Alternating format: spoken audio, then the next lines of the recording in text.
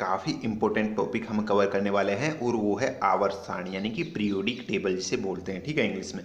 देखिए ये काफ़ी इंपॉर्टेंट टॉपिक है और यहाँ से जितने भी A to Z क्वेश्चन बन सकते हैं बिल्कुल एक बेसिक नॉलेज के साथ आपके साथ डिस्कस करने वाला हूँ इस आवर्त सारणी के माध्यम से, जिससे कि आप बिना रटे जितने भी यहाँ से जो कॉन्सेप्ट बनते हैं सारे कॉन्सेप्ट आपके क्लियर होने वाले हैं। जितने भी क्वेश्चन पूछे जाएंगे बिल्कुल आप आंसर दे पाओगे उनका इजीली। ठीक है, ध्यान से देखिएगा पूरे वीडियो को। और आपको मैं अभी प्रेजेंट में अगर बात करता हूं तो ग्रुप डी के जितने भी जो शिफ्ट अभी तक हुई है कंप्लीट, उसमें हर शिफ्ट में यहाँ से क्वेश्चन पूछा गया है। तो ये काफ़ी इंपॉर्टेंट आपके लिए, प्रत्येक शिफ्ट में यहाँ से क्वेश्चन पूछा गया है। आगे जिन दोस्तों का ग्रुप डी का एग्जाम है उनको तो ये वीडियो ध्यान से देखना ही है। उसके अलावा जो SSC वगैरह के एग्जाम है उनके लिए भी काफ़ी इंपॉर्टेंट टॉपिक है जो बार बार पूछा जाता है SSC वगैरह में। तो सभी को ये वीडियो है ध्यान से देखना है।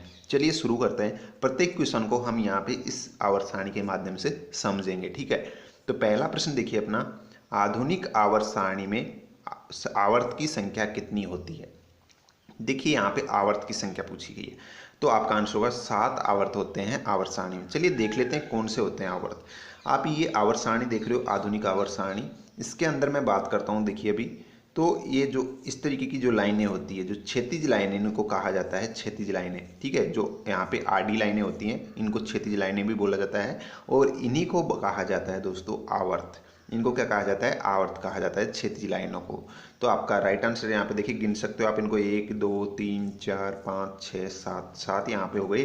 ठीक है, तो ये टोटल 7 आवर्त होते हैं आवर्त सारणी के अंदर। ये आपको क्लियर होगा। एक क्वेश्चन यहाँ से ये भी पूछा जाता है कि क्षैतिज लाइनों को क्या कहा जाता है आवर्त सारणी के अंदर। तो मैंने बताया आपको क्या कहा जाता है, आवर्त कहा जाता है क्षैतिज लाइनों को आवर्त सारणी के अंदर। ये हमारा क्लियर होगा। उसके बाद में नेक्स्ट जो हमारा क्वेश्चन देखिए, आवर्त सारणी में वर्गों की संख्या कितनी होती है। तो आपका आंसर होगा 18 वर्ग होते हैं। चलिए देख लेते हैं वर्ग कौन से होते हैं आवर्त सारणी में। देखिए यहाँ पे आप देख रहे हो ये जो ऊर्ध्वाधर जो लाइनें होती है, जो बॉक्स दिख रहे हो यहाँ पे जो खड़ी लाइनें हैं, इनको कहा जाता है फ्रेंड्स, क्या कहा जाता है, वर्ग कहा जाता है। इनको समूह के नाम से भी जाना जाता है। कैसे भी क्वेश्चन पूछा जाए तो आपको बताना है जो यहाँ पे वर्गों की संख्या है, इनको अगर आप गिनते हो तो टोटल 18 वर्ग है इसके अंदर। यहाँ से गिनना शुरू करोगे तो 1 2 3 4 5 जो भी है 18 वर्ग हो गए इसके अंदर। ठीक है, और यहाँ पे क्वेश्चन ये भी पूछा जाता है कि आवर्त सारणी में जो खड़ी लाइनें यानी कि जो ऊर्ध्वाधर लाइनें हैं इनको किस नाम से जाना जाता है। तो आपका आंसर होगा इनको जाना जाता है वर्ग के नाम से जाना जाता है या फिर इनको समूह भी कहा जाता है। तो ये दोनों प्रश्न हमारे क्लियर हो गए होंगे आपका ना। देखिए ये वर्ग जो यहाँ पे आवर्त और वर्ग में काफ़ी कंफ्यूजन होता है, ध्यान से देखिएगा। जो यहाँ पे जो ऐसी लाइनें होती है इनको कहा जाता है क्या, आवर्त कहा जाता है। जो खड़ी लाइनें होती है इनको क्या कहा जाता है, वर्ग कहा जाता है। ठीक है, ये हमारा टॉपिक क्लियर हो गया। अब बात करते हैं अगले प्रश्न की। देखिए अगला प्रश्न है अपना, आवर्त सारणी में गैसों की कुल कितनी संख्या है। तो आपका आंसर होगा टोटल आवर्त सारणी में 11 गैसें हैं। अब देख लेते कौन कौन सी है, थोड़ा सा मैं आपको बता देता हूँ। यहाँ पे देखिए जो पीरियोडिक टेबल देख रहे हो इसके अंदर पहली गैस है यहाँ पे हाइड्रोजन। एक तो ये हो गई हमारी हाइड्रोजन, उसके बाद में दूसरी हो गई नाइट्रोजन, तीसरी हो गई ऑक्सीजन, चौथी हो गई यहाँ पे फ्लोरीन, और उसके बाद में पांचवी हो गई क्लोरीन, उसके बाद में हीलियम हो गई, हमारा नियोन हो गया, आर्गन हो गई, और यहाँ पे क्रिप्टॉन हो गई, जेनोन हो गई और रेडोन हो गई। तो ऐसे ही अगर आप इनको पूरी की जो मैंने बताई इनको गिनते हो तो टोटल 11 गैसें आवर्त सारणी में पाई जाती है एक नॉर्मल टेम्परेचर पे। ठीक है, ये आपको क्लियर हो गया होगा। बात करते हैं नेक्स्ट जो हमारे क्वेश्चन है, निम्न में से कौन सी सबसे भारी धातु होती है। सबसे भारी धातु पूछी गई है तो आपको ध्यान रखना है ओस्मियम। ये तो नाम आपको रट लेना है, सबसे भारी धातु होती है ओस्मियम, आपको ध्यान में रख लेना है। ठीक है, अगला प्रश्न देखिए अपना, निम्न में से आवर्त सारणी में सबसे हल्की धातु कौन सी होती है। सबसे हल्की धातु पूछी गई है तो आपका आंसर होगा लिथियम। लिथियम सबसे हल्की होती है। देखिए हल्की और भारी का क्या मतलब है आपको मैं थोड़ा सा बता देता हूँ। ये जो आवर्त सारणी है इसको किस तरीके से अंदर जो ये तत्व है इनको किस तरीके से जमाया गया है, इसके अंदर किस तरीके से रखा गया है, तो आपको ध्यान रखना है तत्वों के बढ़ते परमाणु क्रमांक के रूप में इनको यहाँ पे जमाया गया है। ठीक है, देखिए यहाँ पे सबसे पहले हाइड्रोजन है, उसके बाद में जो हाइड्रोजन तो गैस हो गई जैसे कि मैंने बताया था, उसके बाद में दूसरी लिथियम है, यहाँ पे दूसरे नंबर है आप देख रहे हो। और ये लिथियम जो है ये क्या है दोस्तों, ठोस है। ठीक है, तो ठोस है तो ये सबसे यहाँ पे ऊपर है, तो इसलिए यहाँ पे सबसे हल्की धातु है, ये आपको ध्यान में रखना है लिथियम। ठीक है, हो गया हमारे यहाँ पे लिथियम क्लियर, सबसे हल्की और सबसे भारी ओस्मियम है। ठीक है, अगला प्रश्न देखिए अपना, सबसे सर्वाधिक गैस वाला वर्ग कौन सा है। यानी कि आवर्त सारणी में सबसे ज़्यादा गैस वाला वर्ग कौन सा है, जिसमें सबसे ज़्यादा गैस पाई जाती है, गैसें पाई जाती है। ठीक है, चलिए देख लेते हैं। यहाँ पे जैसा कि आप देख रहे हो फ्रेंड्स, ये वाला, ठीक है, ये वाला जो वर्ग देख रहे हो आप, 18वां वर्ग जिसे आप कह सकते हो, 18वां वर्ग है, ठीक है। और इतने जो जितने भी जो मतलब ये वाला जो है ये पूरे गैस होती है।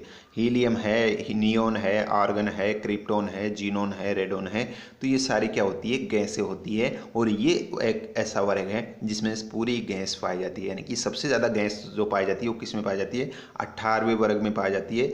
और इनको कहा जाता है एक्रिय गैस भी कहा जाता है, या शून्य वर्ग भी इसको कहा जाता है। 18वें वर्ग को क्या कहा जाता है, शून्य वर्ग या एक्रिय गैसों वाला वर्ग कहा जाता है, क्योंकि ये जो जितनी भी जो गैस है ये एक्रिय गैसों की गिनती में आती है। ठीक है, क्वेश्चन यहाँ से ये भी पूछा जाएगा जो भी हम डिस्कस करेंगे आगे, ठीक है। तो ये आपको बस अभी तो ये ध्यान रखना है कि जो 18वें वर्ग होता है उसके अंदर सबसे ज़्यादा गैस पाई जाती है, ठीक है, जिसमें हीलियम है, neon, argon, krypton, xenon, radon है। तो ये चीज़ आपको ध्यान में रखनी है, ठीक है। अगला प्रश्न देखिए अपना, जैसे कि यहाँ पे क्वेश्चन था अपना, तो इसका आंसर होगा शून्य वर्ग या एक्रिय गैस वर्ग, जो कि 18वां वर्ग भी यहाँ पे दिया जा सकता है ऑप्शन में। तो ये चीज़ आपको ध्यान रखना है, सबसे ज़्यादा गैस पाई जाती है 18वें वर्ग में या शून्य वर्ग में या एक्रिय गैस जो होती है। नेक्स्ट यहाँ पे देखिए, निम्न में से सबसे भारी गैस कौन सी है, सबसे भारी गैस पूछी गई है, ठीक है। तो सबसे भारी गैस होगी जो नीचे होगी सबसे, मतलब कि वही सबसे भारी होगी, तो आपको आंसर होगा रेडोन। रेडोन जैसे कि आप पीरियोडिक टेबल में देख सकते हो नीचे है, तो इसलिए यहाँ पे जो है ये सबसे भारी हो जाएगी, ठीक है। अगला प्रश्न देखिए अपना, कौन सी एक्रिय गैस हमारे वायुमंडल में नहीं पाई जाती है, तो आपका आंसर होगा रेडोन। रेडोन जो है ये एक एक्रिय गैस, जैसे कि मैंने अभी बताया था, लिस्ट पूरी बताई थी कौन कौन सी एक्रिय गैसें हैं, उसमें से जो रेडोन है वो हमारे वायुमंडल में नहीं पाई जाती है, ठीक है, ये आपको ध्यान रखना है। देखिए एक्रिय गैसों का नाम तो आपको रट लेना है बिल्कुल कैसे भी करके। ये जो एक्रिय गैस है यहाँ से काफ़ी सारे क्वेश्चन बनते हैं, तो ये helium, neon, argon, krypton, xenon, radon, इनके नाम तो आपको रट लेने हैं बस, ठीक है। यहाँ से कई तरीके से क्वेश्चन पूछे जाते हैं। अगला प्रश्न देखिए अपना, चलिए नेक्स्ट यहाँ पे देखिए क्वेश्चन है अपना, एक्रिय गैसों में मुक्त इलेक्ट्रॉन की संख्या कितनी होती है, तो एक्रिय गैसों में जो फ्री इलेक्ट्रॉन्स होते हैं वो कितने होते हैं, तो आपका आंसर होगा 0। एक्रिय गैसों में 0 इलेक्ट्रॉन होते हैं, इसलिए ये कोई क्रिया नहीं करती किसी भी साथ, ठीक है, इसलिए इनको एक्रिय गैसें बोलते हैं। अगला प्रश्न देखिए अपना, निम्न में से कौन सी एक्रिय गैस है, तो मैंने फिर से आपको बताया था रट लेना है एक्रिय गैस वाला जो बॉक्स है उनको, जितने भी 4-5 जो एक्रिय गैस है उनको। और आपका इसमें से देखिए हाइड्रोजन है नहीं एक्रिय गैस, ऑक्सीजन भी नहीं है, नाइट्रोजन भी नहीं है, हीलियम है, ये आपको ध्यान रखना है, ठीक है, हीलियम है, तो आपका आंसर होगा हीलियम। अगला प्रश्न देखिए, आवर्त सारणी में सबसे क्रियाशील अधातु कौन सा है, सबसे क्रियाशील अधातु पूछा है, यहाँ पे ध्यान रखना है, धातु और अधातु में आपको ध्यान रखना है, ये अधातु पूछ रहा है सबसे क्रियाशील, तो आपका आंसर होगा, देखिए यहाँ पे 2 ऑप्शन एक जैसे हो गए, यहाँ पे फ्लोरीन होना चाहिए था। मैं आपको बता दूँ सबसे जो अक्रियाशील अधातु है वो है फ्लोरीन, तो इसको आप थोड़ा सा करेक्शन कर लीजिएगा, फ्लोरीन सबसे क्रियाशील अधातु की गिनती में आता है, ठीक है। अगला प्रश्न देखिए अपना, सर्वाधिक आयनन विभव वाला तत्व कौन सा है, तो आपका आंसर होगा सर्वाधिक आयनन विभव वाला तत्व होता है हीलियम।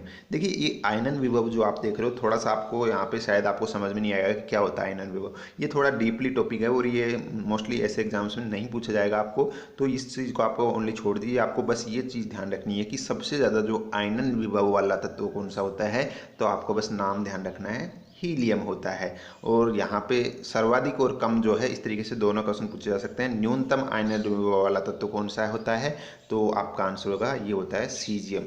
तो दोनों क्वेश्चन आपको ध्यान रखना है, सर्वाधिक आयनन विभव हो जाएगा हीलियम और न्यूनतम आयनन विभव हो जाएगा सीजियम, बस ये इतना सा आपको ध्यान में रखना है। अगला प्रश्न देखिए अपना, विद्युत का एकमात्र सुचालक अधातु कौन सा है, सुचालक अधातु पूछा गया यहाँ पे, ना कि धातु। धातु तो सभी सुचालक होंगे, लेकिन यहाँ पे जो अधातु है वो कौन सा है जो सुचालक होता है विद्युत का, तो आपका आंसर होगा ये होता है ग्रेफाइट। देखिए जो ग्रेफाइट है ये एक अधातु की गिनती में आती है, ग्रेफाइट आपको ध्यान रखना है अधातु है, लेकिन ये विद्युत का सुचालक होता है, ठीक है, इसमें करंट का फ्लो होता है क्योंकि इसमें मुक्त इलेक्ट्रॉन, फ्री इलेक्ट्रॉन पाए जाते हैं, ठीक है, इसीलिए यहाँ पे विद्युत का सुचालक होता है। विद्युत का सुचालन कब होता है, जब किसी भी तत्व के अंदर फ्री इलेक्ट्रॉन्स होते हैं, मुक्त इलेक्ट्रॉन होते हैं, जब भी उसके अंदर विद्युत जो है चालक होता है विद्युत का।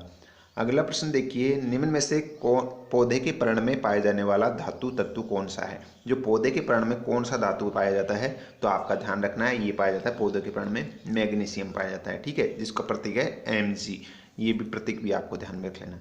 अगला प्रश्न देखिए, आवर्त सारणी में सर्वाधिक इलेक्ट्रॉन बंधुता वाला तत्व कौन सा है? तो आपका आंसर होगा सर्वाधिक इलेक्ट्रॉन बंधुता होती है क्लोरीन की, जिसको Cl के नाम से जाना जाता है, ठीक है, Cl+।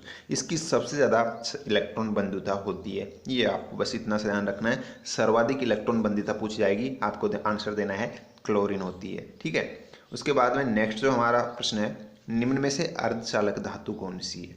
देखिए अर्धचालक धातु पूछी गई है तो आपका आंसर होगा सिलिकॉन और जर्मेनियम, यानी कि सिलिकॉन को बोलते हैं Si और जर्मेनियम को बोलते हैं Ge, ठीक है। ये दोनों अर्धचालक होती है। अब यहाँ पे इसके अलावा भी काफ़ी होती है, मैं आपको बता देता हूँ कौन कौन सी होती है इसके अलावा, जो आपको ध्यान में रख लेनी है, कैसे भी क्वेश्चन यहाँ से पूछा जा सकता है। देखिए अर्धचालक की अगर मैं बात करता हूँ तो ये जो बॉक्स देख रहे हो आप इस तरीके का, यहाँ पे ये वाला, ठीक है, ये जो अलग ही कलर है आप देख रहे हो यहाँ पे थोड़ा सा, ये जो होती है ये अर्धचालक की गिनती में आती है, ठीक है। अर्धचालक या फिर इनको सेमीकंडक्टर मेटल्स भी इंग्लिश में बोलते हैं, सेमीकंडक्टर, ये आपको ध्यान रखना है। ये देखिए यहाँ पे ब्रोमीन है, सॉरी बोरोन है, सिलिकॉन है, जर्मेनियम है, आर्सेनिक है, एंटीमनी है, टेलेरियम है। तो इस तरीके से ये जो है जितनी भी मैंने बताई आपको, ये होती है अर्धचालक धातु, ये ठीक है। इसकी बात करते हैं, देखिए यहाँ पे तो इसके अंदर मोस्टली ये दो ही पूछी जाती है और दोनों का ही यूज किया जाता है मुख्यतः।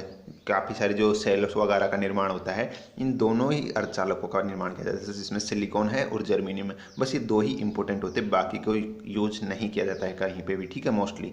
तो ये आपको ध्यान में रख लेना है, ठीक है। ये अर्धचालक की गिनती में आते हैं, जिनको सेमीकंडक्टर मेटल्स भी बोलते हैं या फिर इनको उपधातु भी बोलते हैं। ये भी आपको ध्यान में रख लेना है, ठीक है। चलिए नेक्स्ट हमारा जो प्रश्न है वो है फ्रेंड्स, देखिए आधुनिक आवर्त सारणी की खोज किसने की थी? आधुनिक आवर्त सारणी जो मैंने आपको ऊपर बता रहा हूँ मैं आपको, इसकी खोज किसने की थी? तो इसकी खोज की थी मोजले ने। मोजले के द्वारा ही इसकी आधुनिक आवर्त सारणी की खोज की थी।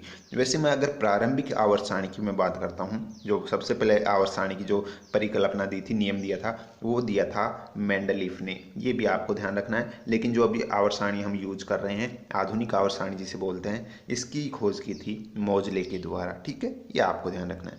अगला प्रश्न देखिए, आधुनिक आवर्त सारणी में तत्वों को किस क्रम में रखा गया है? तो आपका आंसर होगा तत्वों को रखा गया है परमाणु क्रमांक के बढ़ते क्रम में। वेरी वेरी इंपॉर्टेंट प्रश्न है, ये काफ़ी बार पूछा जाता है। तो जो आधुनिक आवर्त सारणी है, इसके अंदर जो तत्वों को सेट किया गया है, जो जमाया गया है तत्वों को, वो किस तरीके से जमाया गया है? तो जो तत्वों का परमाणु क्रमांक है उसके बढ़ते क्रम में उनको जमाया गया है, यानी कि सबसे कम परमाणु क्रमांक वाला तत्व ऊपर, फिर उससे ज़्यादा नीचे, फिर उससे ज़्यादा नीचे, इस तरीके से बढ़ते क्रम में उनको लिखा गया है, ठीक है। चलिए नेक्स्ट क्वेश्चन देखिए अपना, एस उपकोष में कितने इलेक्ट्रॉन पाए जाते हैं? तो आपका आंसर होगा एस उपकोष में पाए जाते हैं टोटल यहाँ पे 2 इलेक्ट्रॉन। देखिए उपकोष की अगर मैं बात करता हूँ तो देखिए कितने उपकोष होते हैं, एक तो एस उपकोष होता है, एक पी उपकोष होता है, एक डी उपकोष होता है, एक एफ उपकोष होता है। इस तरीके से ये उपकोष होते हैं, ठीक है। और इसके अंदर मैं बात करता हूँ सबसे पहले जो एस उपकोष है, तो एफ उपकोष के अंदर 2 इलेक्ट्रॉन पाए जाते हैं। उसके बाद में दूसरा जो पी उपकोष है उसके अंदर 6 इलेक्ट्रॉन पाए जाते हैं। उसके बाद में जो डी उपकोष है उसके अंदर पाए जाते हैं कितने, 10 इलेक्ट्रॉन। और जो एफ उपकोष है उसके अंदर पाए जाते हैं टोटल 14 इलेक्ट्रॉन। तो इस तरीके से आपको ये सारी चीज़ें ध्यान में रख लेनी है, कैसे भी किससे भी क्वेश्चन पूछा जा सकता है। एफ उपकोष पूछा जा सकता है, डी पूछा सकता है, पी पूछा जा सकता है। अगला प्रश्न देखिए, अब तक कितने तत्वों की खोज की जा चुकी है? तो आपका आंसर होगा अब तक 118 तत्व जो है आवर्त सारणी में खोजे जा चुके हैं, आवर्त सारणी में जो रखे गए हैं 118 तत्वों की खोज की जा चुकी है। अगला प्रश्न देखिए, आवर्त सारणी में धातुओं की संख्या कितनी है? देखिए आवर्त सारणी में धातुओं की जो संख्या है टोटल 22 धातुएं उपलब्ध है आवर्त सारणी के अंदर। टोटल 22 धातुएं हैं, जिसके अंदर एक तो द्रव अवस्था में पाई जाती है एक धातु, तो वो भी मैं आपको बताऊंगा। 10 उसके अंदर ठोस अवस्था में पाई जाती है और 11 गैसीय अवस्था में पाई जाने वाली धातु है। तो ये बिल्कुल आपको ध्यान में रखना है। एक बार फिर से मैं रिपीट कर रहा हूँ, आवर्त सारणी में 22 धातुएं होती हैं, जिसमें एक द्रव अवस्था में पाई जाती है, जो कौन सी आपको याद हो तो बता दूं मैं, पारा जो धातु है धातु की गिनती में आती है। और ये कौन सी अवस्था में पाया जाता है? पारा जो है द्रव अवस्था में पाया जाता है। तो एक तो धातु जो है द्रव अवस्था में हो गई हमारी, उसके अलावा 10 जो धातु ये होती है वो ठोस अवस्था में पाई जाती है, और उसके अलावा जो 11 है वो गैस अवस्था में पाई जाती है। ये आपको ध्यान में रखना है, ठीक है। उसके बाद में चलिए नेक्स्ट हमारा क्वेश्चन देखिए, निम्न में से कौन सी अधातु द्रव अवस्था में पाई जाती है? अधातु की बात की है, ये ग्रुप डी में पूछा जा चुका है क्वेश्चन। अधातु की बात की है, ना कि धातु की। चलिए हम यहाँ पे देख लेते हैं। वैसे इसका आंसर ब्रोमीन होगा। मैं आवर्त सारणी में इसको आपको बता देता हूँ एक बार, ठीक है। चलिए, ये जो आवर्त सारणी आप देख रहे हो, इसके अंदर उसने पूछा है क्वेश्चन में कि कौन सी अधातु द्रव अवस्था में पाई जाती है, ठीक है। अधातु की बात कर रहे हैं। तो देखिए, अधातु जो होती है, आप जो ये वाला जो ये कलर देख रहे हो, ये वाला, ये थोड़ा सा इस तरीके का कलर देख रहे हो, ये वाला, ये पूरी जो है अधातु होती है, ठीक है। अधातु की गिनती में आती है। और जो ये अक्रिय गैसें होती है, ये भी अधातु की गिनती में आती है। तो इनको मिलाकर ये पूरी क्या है, अधातुएं हैं यहाँ पे, ठीक है। ये आपको ध्यान रखना है। अब इसके से अंदर ये आप एक अलग ही कलर देख रहे होंगे, एक ग्रीन कलर का Br लिखा हुआ है, ठीक है। Br यानी कि ब्रोमीन। ये एक अधातु, मैंने बताया कि ये जो बॉक्स है ये अधातुएं हैं पूरी। और इसके अंदर जो Br है ये भी अधातु हो गया। लेकिन जो ये Br अधातु है, ये क्या पाया जाता है, एक ऐसा अधातु है जो द्रव अवस्था में पाया जाता है, यानी कि ब्रोमीन।